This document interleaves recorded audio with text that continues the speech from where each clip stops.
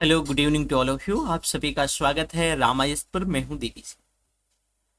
देखिए, जो 28 of May को यूपीएससी का प्रीलिम्स का पेपर है और हमारा प्रयास ये है कि अब से करीब जो है आपके पास पूरा पूरा लगभग लगभग जो है 10 माह के आसपास है।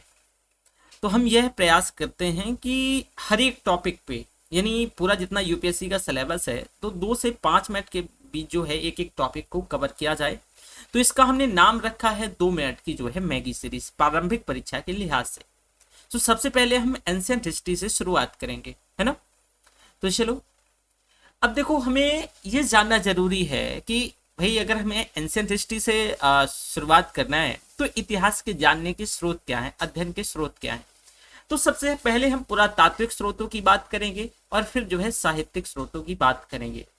देखो भाई, यहाँ पर एक चीज जरा समझने वाली बात यह है कि पुरातात्विक स्रोत का मतलब क्या है। देखो, पुरातात्विक स्रोत से मतलब ये है कि जैसे अभिलेख हैं, स्मारक हैं, सिक्के हैं, मूर्तियां हैं, चित्रकला हैं, मोहरे हैं, ये खुदाई के बाद जो है, जो पहले लोग इन चीजों को यूज किया और आफ्टर ऑल खुदाई के बाद जो हमें प्राप्त हुई, इन चीजों के माध्यम से हम जो है इतिहास पर उसके टाइम और उनकी कला, उनकी संस्कृति, उनके समाज, उनकी राजनीति, इन सभी पर कयास लगाते हैं।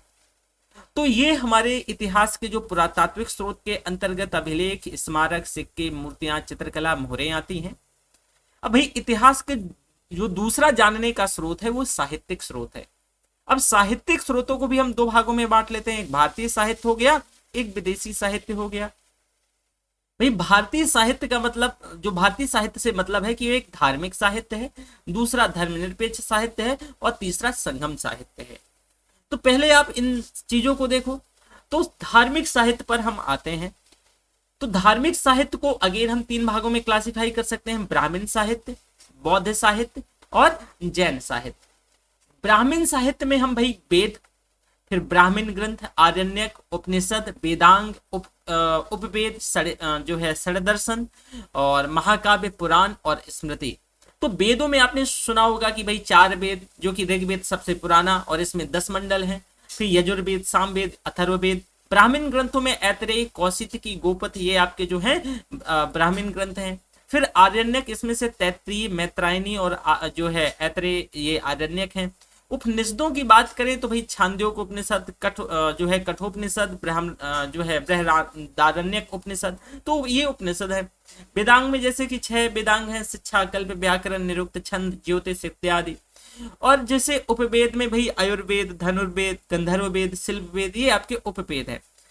षड दर्शन की बात करें तो सांख्य, योग, न्याय, वैशेषिक, पूर्व मीमांसा, उत्तर मीमांसा।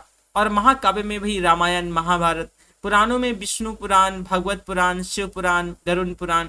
स्मृति की तो मनु स्मृति, नारद स्मृति, याज्ञवल्क्य स्मृति, जो है ये सभी स्मृतियां हैं। जो हमने ये चीज देखा शॉर्ट में, ये सभी जो है ब्राह्मण ग्रंथ के अंतर्गत आता है। इसके बाद जो है हम इसको ब्राह्मणेतर ग्रंथ में बांट सकते हैं, जैसे कि बौद्ध साहित्य हो गया, ब्राह्मणेतर साहित्य में इसे कह सकते हैं। तो ब्राह्मणेतर साहित्य में आपका आ गया भाई बौद्ध साहित्य हो गया, जैन साहित्य हो गया। तो इसमें आप देखोगे कि भाई जैसे कि ये आपका शुद्ध पिटक है। शुद्ध पिटक के बाद जो है आपका विनय पिटक है। विनय पिटक, अभिधम्य पिटक है, मिलिंद पनु है, बुद्ध चरित है, दिव्यावदान है। ये सभी बौद्ध साहित्य हैं और इन सब के माध्यम से भी जो है हम एंशिएंट हिस्ट्री का जानने का प्रयास करते हैं। ठीक उसी तरीके से जैसे कि अगर हम जैन साहित्य की बात करें तो परिशिष्ट पर्वन, भद्रबाहु चरित, भागवती जो सूत्र और कल्प सूत्र, तो ये जैन साहित्य है। अब खुद ही देखें कि देखो, हम जैसे मैंने बताया आपको कि भाई जो हमारा प्राचीन भारतीय इतिहास है, इसके जानने के लिए स्रोतों की बात करें तो पुरातात्विक स्रोत और साहित्यिक स्रोत। तो पुरातात्विक स्रोत में आपने ये सारी चीजें देखी। अब हम जैसे कि फॉर एग्जांपल ऐसे बात करें कि अगर हम स्टोन एज से बात करें, कहां से? स्टोन एज से। तो स्टोन एज में हमारे पास ऐसा कोई साहित्यिक स्रोत नहीं है, ठीक है, पुरातात्विक स्रोत है। लेकिन अब फिर इसके बाद अब जब हड़प्पा सिविलाइजेशन में आओगे तो आपको साहित्यिक स्रोत तो मिलते हैं, लेकिन अभी तक उन्हें पढ़ा नहीं गया है।